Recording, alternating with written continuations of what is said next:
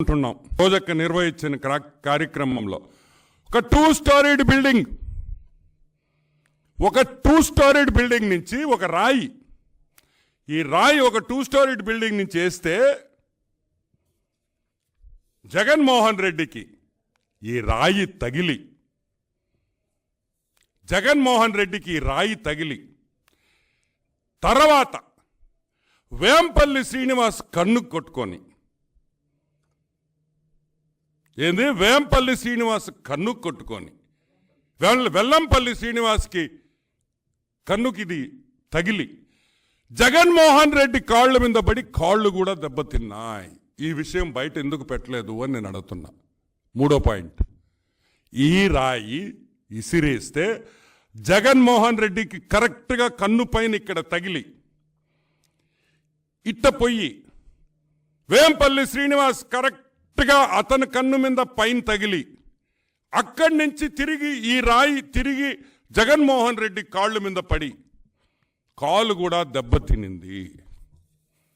ఇదిగోండి చూడండి, ఈ ఫోటోలో చూడండి, ఇక్కడ కాలుకు కూడా బ్యాండేజ్ చేశారు చూడండి, కాలుకు కూడా బ్యాండేజ్ చేస్తున్నారు చూడండి. మీరు రిలీజ్ చేసిన ఫోటోలో కాలుకు కూడా దెబ్బ తగిలింది. అంటే ఒక రాయి, ఈ రాయి మూడు స్థానాల దగ్గర దెబ్బతీసింది అనే విషయం ఈరోజు ప్రజలు గుర్తుపెట్టుకోవాలి.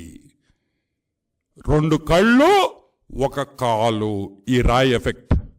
2 కళ్ళు 1 కాలు కరెక్ట్గా అదే స్పాట్లో, కరెక్ట్గా ఒకే స్పాట్లో ఈ రాయి ఇద్దరికి తగలడం జరిగింది. ఇదిగోండి వేంపల్లి శ్రీనివాస్, ఈయన చూడండి కట్టు ఎంత. ఫస్ట్ రాయి జగన్మోహన్ రెడ్డికి తగిలి రెండో రాయి వేంపల్లి శ్రీనివాస్కి తగిలితే ఆయనకి కన్నుకు చూడండి బ్యాండేజీ. బా బా బా, ఏమి డైరెక్షన్ రా, ఏమి డైరెక్షన్ రా, ఇది సూపర్.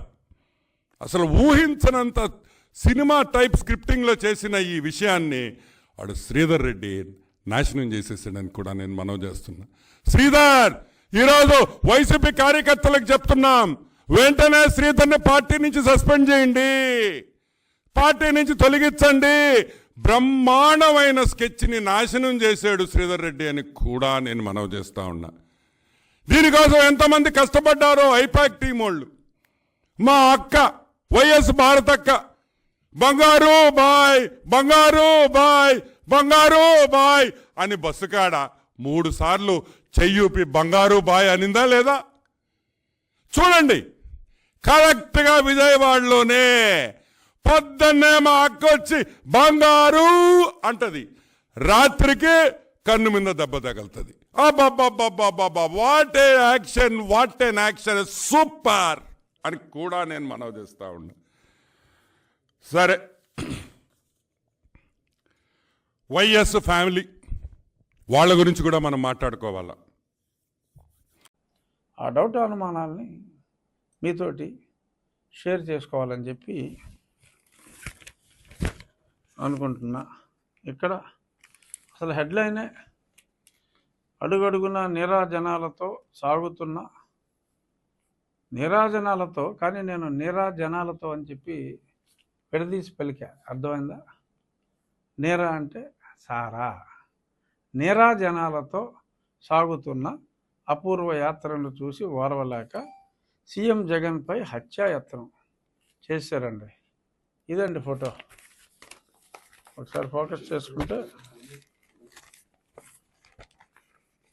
ఇది ఫోటో. ఇక్కడ చిన్న దెబ్బ తగిలింది, నో డౌట్. ఏదో ఆ సమయంలో దీపాలు ఆర్పారు, ఎందుకంటే కొంచెం చీకటి వచ్చింది, మరి కరెంటు ఏదో తగులుతాయని చెప్పి దీపాలు ఆర్పారు. లైవ్ కూడా ఆ క్షణంలో సాక్షి లైవ్ కూడా లేదు. అప్పుడు ఇక్కడ ఇలా అన్నాడు ఆయన. తర్వాత చూసాం వేరే ఛానల్లో ఎవరో తీసిన దాంట్లో, ఇక్కడ ఒక చిన్న గీటు, రక్తం ఏమి కారిపోలా, గీటెడింది. మాకు సెకండ్ ఇచ్చేటప్పుడు కూడా కొంతమంది గీరేస్తే ఆ మాత్రం పడతాయి. సరే కొంచెం పెద్దదే పడిందని అనుకుందాం. ఇది దీనికి ఎవడన్నా కుట్లేస్తాడా? బాబు చూడు నాయన వర్మ, చూడు ఈ గీటుకి ఎవడన్నా కుట్లేస్తారా? జనం వేయరు.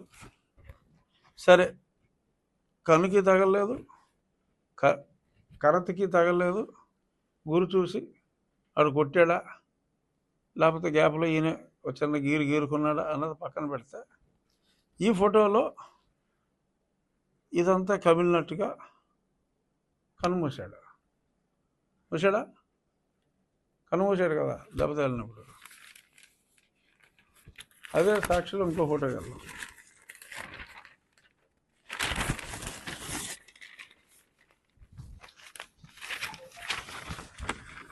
ఇక్కడ కన్ను నార్మల్, అంత మైల చుట్టూ ఏదో ఫోటో ట్రిక్ అని నాకు అనిపిస్తుంది. నాకు అనిపించిన భావాలను పంచుకుంటున్నా. మీకు ఏమైనా డిఫరెంట్ భావాలు ఉంటే పంచుకుందాం. ఇక్కడ కన్ను బాగానే ఉంది, చక్కగా పూర్తిగా తెరిచాడు, అలా సింబాలిక్గా ఇంతకుముందు ఫోటోలో మూసాడు. ఇక్కడ అంతగా కమల్లా. తర్వాత ఇంకో గంట అయింది, గంటన్నర 2 గంటలు అయింది అనుకున్నాం. ఆల్ నార్మల్, హాస్పిటల్లో చక్క నడిచి వచ్చేస్తున్నాడు బ్రహ్మాండంగా. ఇది పక్కన పెడితే ఆయన హత్యా ప్రయత్నం జరిగింది. ఆ తర్వాత ఆయన పర్యటనని కొనసాగించి సింగనగర్ నుంచి గన్నవరం దాకా చేరుకుంటే అప్పుడు అక్కడున్న cancer specialist doctor Simhadri Chandrasekhar గారు అక్కడ ఒకసారి ఇక్కడ ఏదో చిన్న కాయలాగా ఉంటే ఇప్పుడు 20 ఏళ్ళ క్రితం తొలగించడం జరిగింది. Is an excellent doctor. ఇక్కడ ఒక డాక్టర్ గారు బస్సులో రెడీగా ఉన్న ఒక డాక్టర్ గారు హరికృష్ణ గారు ఆయనకి ఓ ప్యాచ్ చేశారట. అక్కడికి వెళ్ళాక ఆ క్యాన్సర్ డాక్టర్ గారు అది తీసి ఇంకో ప్యాచ్ చేశారట. ఆ తర్వాత నిదానంగా ఆయన ప్రభుత్వ ఆసుపత్రికి వెళ్తే నేను 2020 డిసెంబర్లో ఓపెన్ హార్ట్ సర్జరీ అయింది నాకు. అప్పుడు నాకు మత్తు ఇచ్చే ముందు చూసా, 4-5 ఉన్నారు. ఒక మెయిన్ డాక్టర్ గారు, ఒక 4-5 ఉన్నారు. తర్వాత నేను మత్తులోకి వెళ్తా. ఈయనకి గవర్నమెంట్ హాస్పిటల్కి వెళ్ళాక నిజంగా కుట్లు పడినాయో లేదో ప్లాస్టిక్ సర్జన్ తోటి కుట్లు వేయించారన్నారు. ఎందుకంటే తర్వాత మనకేం గీటు కూడా కనపడదు కదా, అందుకని ప్లాస్టిక్ సర్జన్తో కుట్లు వేశారని చెప్పారు. ఆ ఫోటోలో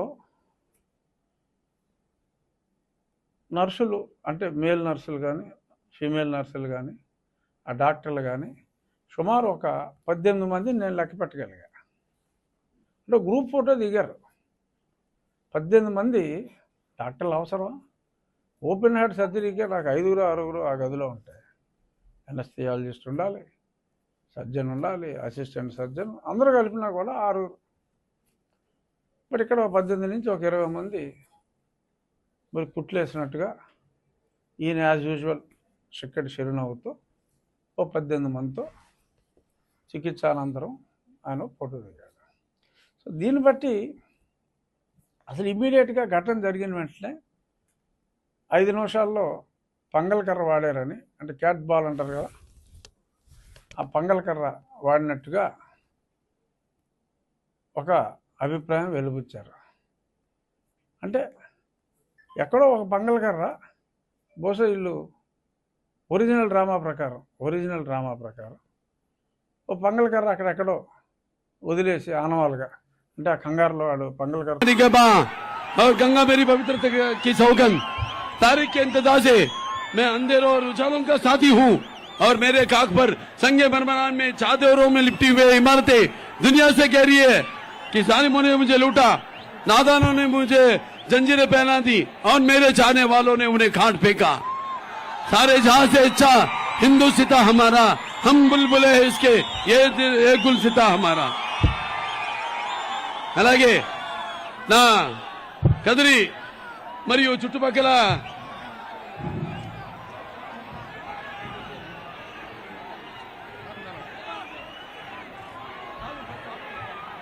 ఫస్ట్ మన చుట్టుపక్కల ఈ పుర వాసులే కాకుండా మరి అన్ని మండలాల నుంచి విచ్చేసిన తెలుగుదేశం పార్టీ కార్యకర్తలకు మరియు కూటమి కార్యకర్తలందరికీ ముఖ్యంగా తలుపుల అలాగే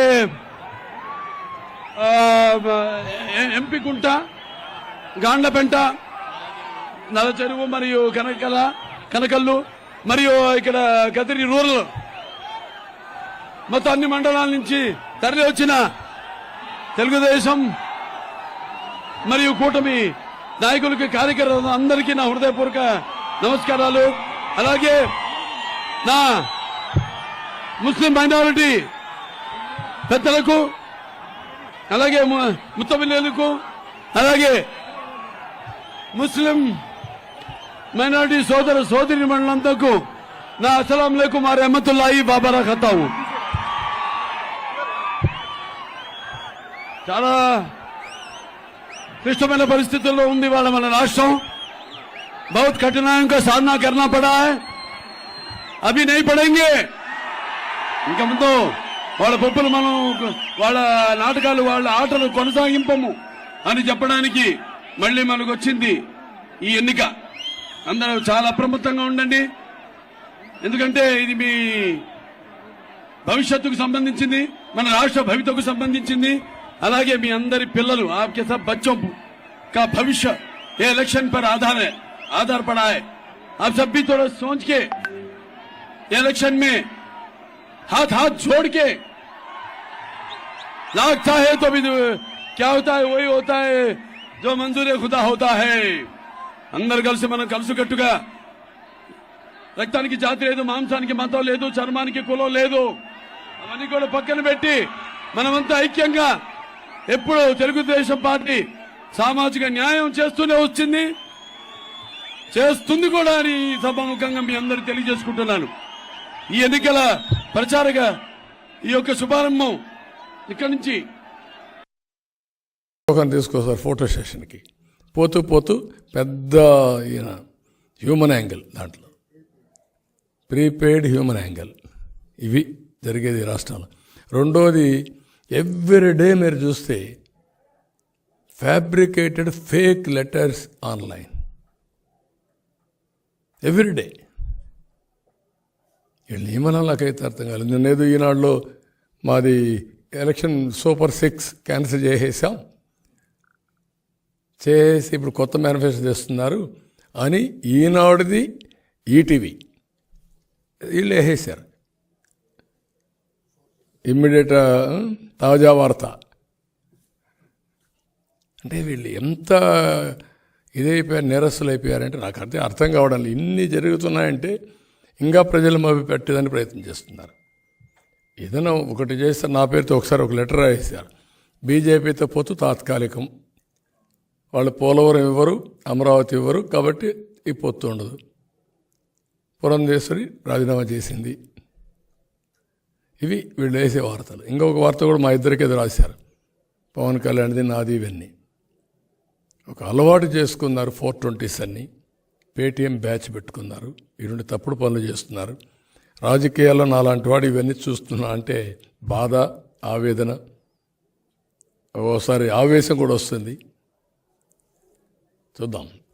ప్రజలన్నిటికీ